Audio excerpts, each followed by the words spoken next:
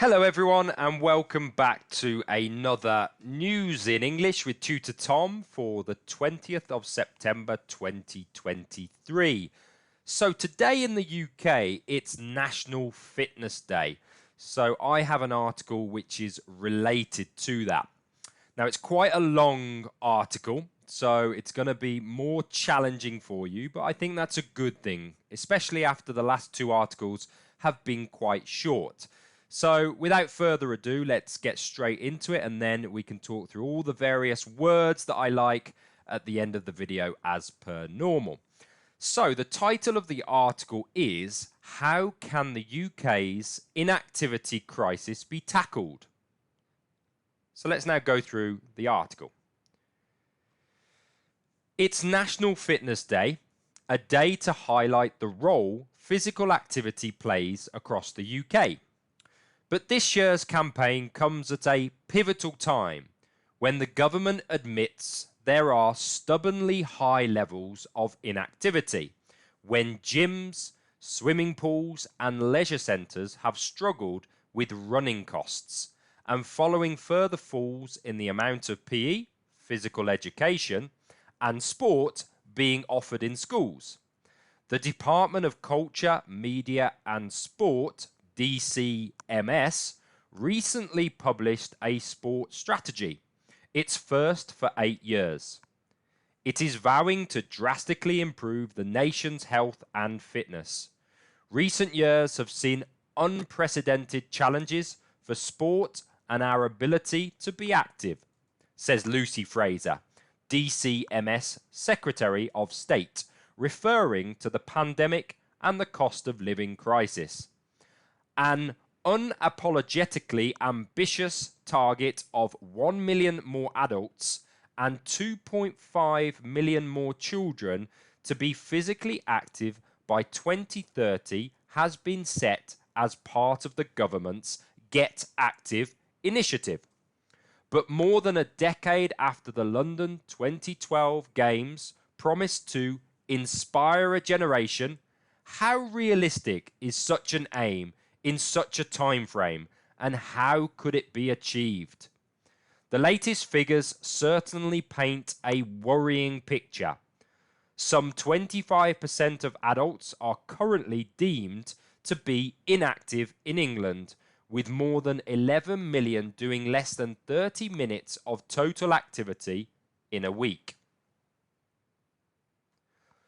Just over 50% of children and young people are not meeting the Chief Medical Officer's guidance of at least 60 minutes of activity a day, with 30% doing less than 30 minutes a day.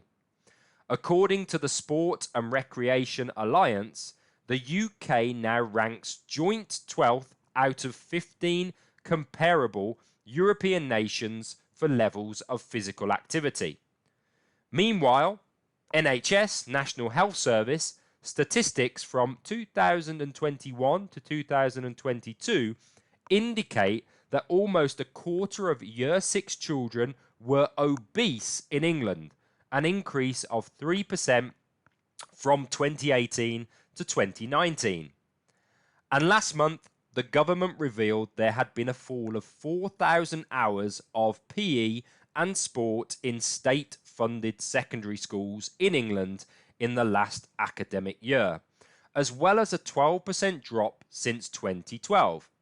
It is a matter of immediate national concern, according to the Youth Sport Trust. So why does all this matter? The government estimates that every £1 spent on sport and physical activity generates almost £4 in return across health and well-being, strengthening communities and the economy, and that each year active lifestyles prevent 900,000 cases of diabetes and 93,000 cases of dementia, a combined saving of $7 billion to the UK economy. As well as easing the strain on the NHS, it also recognises that physical activity helps tackle a range of social challenges, from loneliness and community division to unemployment and crime. Ministers say they will establish a new cross-government national task force to ensure tackling inactivity is at the forefront of its decision-making. It will also hold the sector to account. It is also promising a cross-departmental approach with more investment targeted at the most inactive groups to make the sector more inclusive and welcoming to all, and a more strategic approach to facilities. There will be a new targeted campaign to get children active, a review of school sport provision, and a new scheme designed to improve connections between schools and sports clubs. But it also warned that it was up to the sector to come together and help make that change. So what do those who work trying to boost physical activity believe is the answer? Inspiration, not enough. There is lots within Get Active to be welcomed. It has the right intentions, says Emily Robinson, the Chief Executive of London Sport, a charity that works to boost access to physical activity in the capital. But crucially, this strategy does not contain any new investment or details on how there will be more joined up government working. She says more investment is needed from the government as well as from elite sport. 10 years on from London 2012, we know that inspiration is not enough. We need to make sure everyone has access to free and low-cost sporting opportunities. She says authorities must tackle the lack of qualified sports coaches and instructors, ensure swimming pools stay open, and that children of all backgrounds are able to learn to swim. The government points to what it calls record investment of almost 400 million in grassroots facilities. But many in the sector believe that the time has come for the provision of physical activity to be upgraded, seen as an essential means of relieving the burden on the NHS.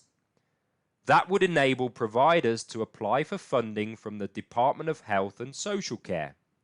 Last year, the House of Lords Sport and Recreation Committee recommended that responsibility for sports policy should move from the DCMS, with a new Minister for Sport, Health and Wellbeing as part of a radical shake-up of sports policy. It also said PE should become a core national curriculum subject in schools and called for a new statutory requirement for local councils to provide and maintain facilities for physical activity, rather than leisure spending be treated as a discretionary part of budgets. Such sentiments are echoed by the National Sector Partners Group, an umbrella body representing a host of physical activity organisations. It says relying on DCMS investment will not fully realise the potential impact of sport and physical activity interventions. Policy across health and education does not always align to promote physical activity. It says, in health policy, the Tackling Obesity strategy rightly places a strong focus on food and nutrition, but lacks sufficient acknowledgement of the important role of physical activity. Earlier this year, the government announced that schools in England would be required to deliver a minimum of 2 hours of PE per week and ensure equality of access to sport for girls and boys. More than £600 million of funding is to be delivered over 2 academic years. Time is against us, but others want more to be done and more substance from ministers. Ali Oliver, Chief Executive of the Youth Sport Trust, says there is much to welcome, but adds achieving change of this scale will be challenging. Delivering on the 2030 target depends on raising awareness of the recommendation and instilling a determination to achieve it across these key audiences and the wider population. Hugh Edwards, the Chief Executive of UK Active, the trade body for the physical activity sector, says the creation of a new task force within the strategy is welcome. But he says it needs to be married with strong delivery plans, clear channels of investment coming into the sector, tax and regulatory reform, and the implementation of bold public health plans. This is the moment sport and physical activity can deliver far beyond the limitations of its existing box and into supporting our health services and our economy, he says. Ian Braid of Dossier Sport, which works with organisations to bring about social impact through sport, says time is against us. Where's the detail and how long will it take to be in the public domain? He asks. Consistent use of the word sport is arguably a barrier to entry to many who see it as not for them. The infrastructure to enable individuals to be more active more often is under threat like never before. Meanwhile, independent think tank, the Centre for Social Justice, has recently produced its own report on the power of sport to transform lives. It calls for an entirely new approach, giving all secondary school pupils a right to sport, and bringing together government, schools, sport governing bodies, and community organisations. In a nation famous for inventing many of the world's favourite sports, how can it be that Premier League footballers are bought and sold for tens of millions of pounds, while local authorities spend an average of just £156 per young person, it asks. Why is it that a nation that can proudly host elite international sporting events to the tune of £9 billion allow its own local facilities, clubs, and youth centres to fall into disrepair? Such debate comes at the end of another landmark summer for elite sport. One that will be remembered for Manchester City's historic treble, a thrilling home Ashes series in both men's and women's cricket, the England Lionesses' journey to the World Cup final, Britain's best ever medal tally at the World Athletics Championships, and Glasgow's hosting of the World Cycling Championships, among much more. But the decade since London 2012 has proved that inspiration in the form of titles, medals, and the staging of great events can only do so much. Embedding physical activity as part of people's lives and harnessing such success in order to bring about a healthier and happier nation remains a challenge. And as the country wrestles with record NHS waiting lists and continues to recover from the impact of the pandemic, the sense is that the need to do so has rarely been greater. So quite a long article there. So if you found it challenging, don't worry, that's completely understandable. But a fascinating article, which actually links back to what we were discussing in yesterday's article, where we were talking about the aging population in Japan. What countries now want to see is that the population is healthier and happier, so that there is less pressure on the health service when people are getting older. So the UK is looking at lots of different ways to get people more active. What about your country? Let me know in the comments below what your country is doing to help people become more active. Are you living in a country that is very active or very inactive? And what sort of pressure is being put on the health service because of people's lack of exercise? So a really great article there. And I could have written a whole dictionary with the words that I love in this article because it's so long. So I've got quite a few words to go through, but there are many, many more words in this article that are really great for you to start using in your vocabulary and in your speaking. Okay, so the first one is stubbornly. Stubbornly. And that means in a manner that shows dogged or motivated determination not to change one's attitude or position on something.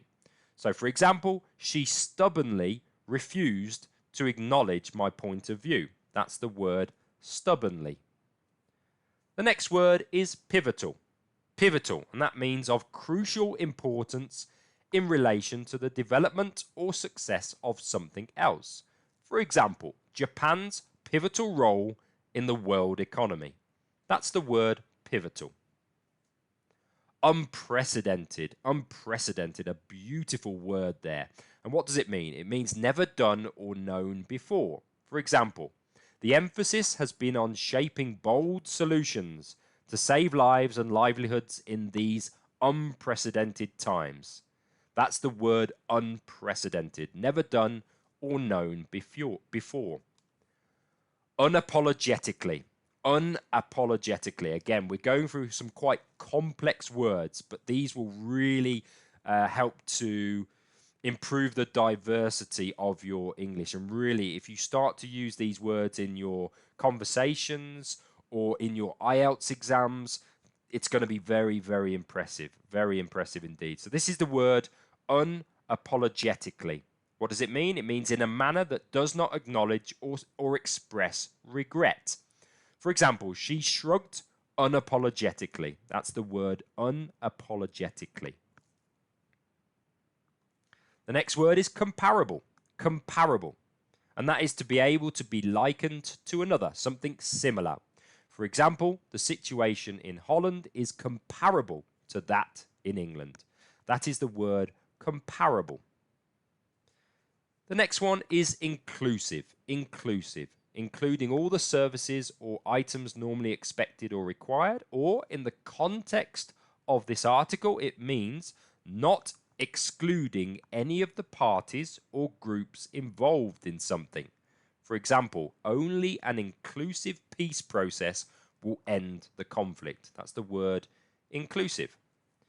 The next word is inspiration. Inspiration, the process of being mentally stimulated to do or feel something, especially to do something creative. So, for example, Helen had one of her flashes of inspiration. That's the word inspiration. The next word that's really nice is radical. Radical, relating to or affecting the fundamental nature of something, far-reaching or thorough. So, for example, a radical overhaul of the existing regulatory framework. That's the word radical. The next word is acknowledgement. Acknowledgement. Acceptance of the truth or existence of something. For example, there was no acknowledgement of the family's trauma. That's the word acknowledgement.